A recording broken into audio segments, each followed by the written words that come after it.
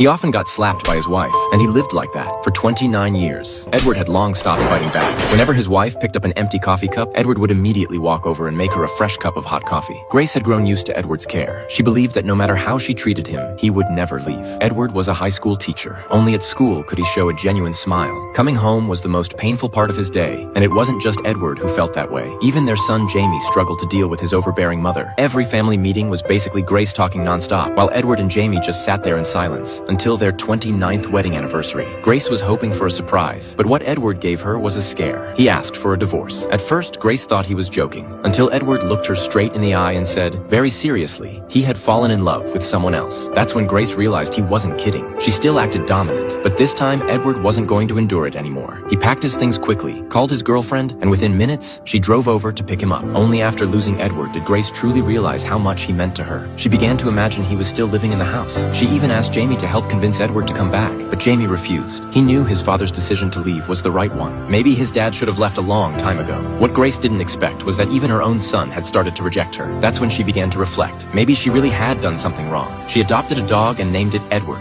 She trained the dog to be extremely obedient. Watching his mom slowly improve, Jamie finally felt at peace. On the day they signed the divorce papers, Grace still clung to the hope that Edward would change his mind. But when she learned that Edward had given up all his assets, she finally understood. He was never coming back. He would rather walk away with nothing than stay by her side for another day. Later, Grace found a job as a hotline operator, listening to people struggling with emotional pain. And through their stories, she slowly found a way to heal her own wounds. One day, she visited Edward's new home. She wanted to see if he was truly happy without her. The moment she walked in, Edward was startled. He thought she had come to hit him again. Just then, his girlfriend walked out from the kitchen. The second she saw her, Grace froze in shock. All this time, she had assumed Edward's new relationship was just an excuse to escape their marriage. But at that moment, she finally let go of the idea of bringing him back. Gradually, she learned to live on her own. And Edward, he no longer had to take the hits, and had finally found someone willing to make him coffee.